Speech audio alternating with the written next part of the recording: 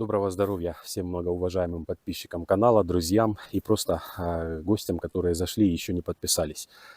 Отвечая на некоторые вопросы, которые задают мои уважаемые подписчики, те, которые задают в личных сообщениях и также через телеграм-канал, на который вы можете подписаться, прислать туда какое-то видео, вопрос, фото, спросить, что произошло, как помочь и так далее. То есть получить такую бесплатную онлайн-консультацию с целью того, чтобы у вас не было проблем, ошибок. Подписывайтесь на канал и задавайте вопросы, а также там очень много обсуждений, очень много информации, особенно для украинцев, правовой информации, которая поможет вам в пчеловодстве и в регистрации пасеки, а также ее размещению и медосборах и кочевке.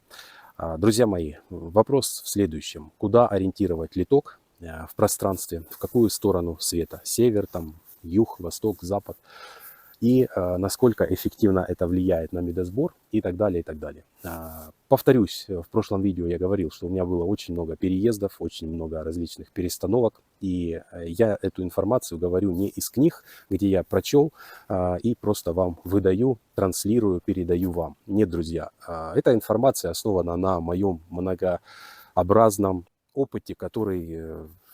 Не знаю, к сожалению или к счастью, но он есть. И одно время я ставил литки четко на север, где-то там что-то прочитал, увидел еще в начале моего пчеловодства. Я ставил строго на север литки, причем даже согласно участкам мне можно было ульи поставить вот так. Я их направлял чуть-чуть в сторону, четко на север.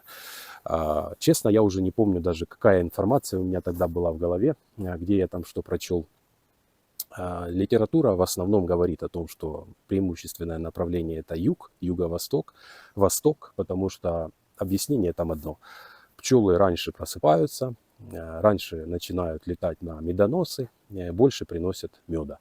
То есть литок поставили на юго-восток, и у вас там на сколько-то процентов больше меда. Хочу разбить всю эту информацию в пух и прах, в дребезги. Почему? Потому что, я вам так скажу, как вы хотите ставить, как вот у вас участок позволяет, так и ставьте. Потому что, ну, когда у вас там поле, и в этом поле, да, вы можете сориентировать куда-то литки, и почитали, поверили этой информации, и вы можете сделать так, то, пожалуйста, вы можете проэкспериментировать, поставить пчел вот так на 4 стороны, и увидите, что меда кто-то больше из этих пчел не собирает, а одинаковое количество этих групп. К тому же подумайте сами, как ребята, кочевщики, которые возят пчел прицепами, как они устанавливают. Вы думаете, если там разрешили куда-то в посадке стать, или место действительно хорошее, что вот заехали, здесь деревья, там поле, а с той стороны там болото, еще чего-то, ну не станешь, не заедешь, или там какой-то объект, к которому подъехать нельзя, загорожена территория и все остальное. Есть только здесь подъезд. Понятное дело, что, скажем, там литература говорит, надо вот так ставить, то есть в лес, в деревья, в стволы деревьев.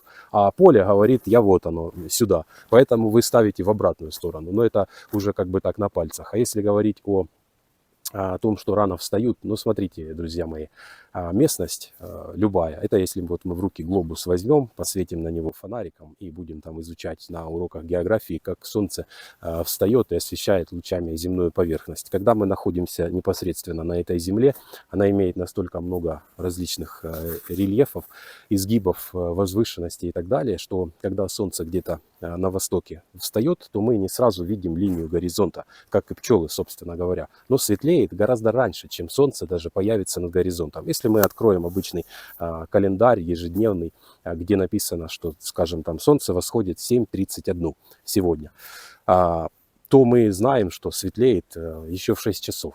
То есть уже светло. И я жил на пасеке. И прошлое мое расположение позволяло также, я жил на пасеке. И еще в первые моменты, когда у меня пасека стояла на даче, я там жил, я вставал в 4 часа утра, пчелы уже работают, а солнце будет вставать в 5:30. Вот. И точно так же солнце уже село, если есть медосбор, пчелы еще летают. Им по барабану, с какой стороны оно садится. Единственное, чем им солнце помогает, они на солнце ориентируются в пространстве, куда лететь. Куда вы сориентируете литок, абсолютно неважно. Мой друг, друг, прекрасный пчеловод из города Бахмут, дядя Вова. Я помню, как у него стояли ульи, они стояли у него там сзади дом, поэтому литками они стоят, понятно, не в стену дома, а в эту сторону. И там еще стояли, и там еще стояли, и все они были разным образом расставлены. Также вы видите там на разных фотографиях в этом видео, я показываю разные размещения пасек из интернета.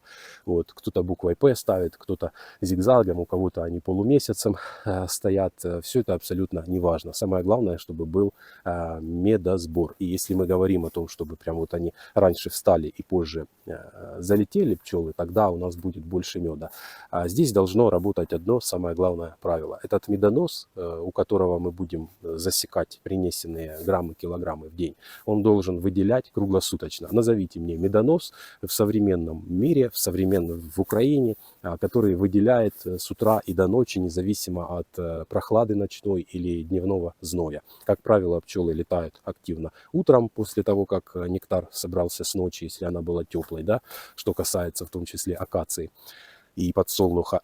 И потом, после того, как уже спала жара, опять начинается какая-то, может быть, начинаться активность пчел. Хотя вот последние годы я замечал такое по подсолнуху.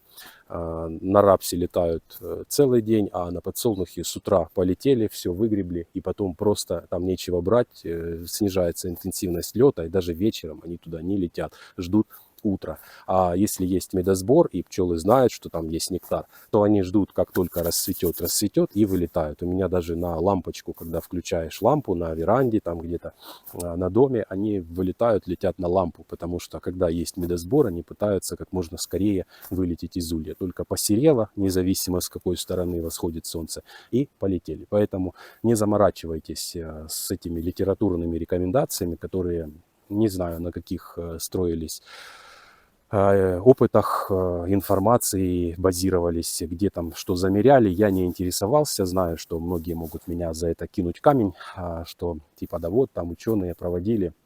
Я сам люблю науку и почитать, что ученые проводили. Многие моменты базирую даже вот на этих всех научных статьях, но нужно понимать, что иногда наука, она бывает ради науки. Например, какому-то пчеловоду или там сталевару нужно было написать диссертацию, и он высосал науку из пальца, сделал какой-то эксперимент и показал, что вот так, так и так. И точно так, я думаю, с этими литками, потому что куда бы они ни стояли, меда они приносят столько, сколько они могут взять. Он зависит совершенно, количество меда зависит совершенно не от стороны, в которую повернут улей. У меня на прошлой пасеке пчелы вылетали, упирались в дерево, поднимались вверх, перелетали крышу гаража и только потом куда-то летели. Ну, не все семьи, а те, которые вот так стояли. Я не мог спилить ни дерево, ни гараж убрать, ни развернуть их куда-то. Никак не мог поставить. Здесь я тоже поставил их в ту сторону, куда им будет лучше летать, легче, проще. В данном месте за моей спиной находятся поля, и если брать от моего прошлого места метров 500, как я переехал, то получается на полкилометра пчелам будет к полям лететь ближе. Вот независимо от того, куда у меня смотрят литки, пчелкам ближе к полю. Поэтому важно выбирать не столько ориентацию литка, сколько выбирать место для размещения пасеки прямо возле поля.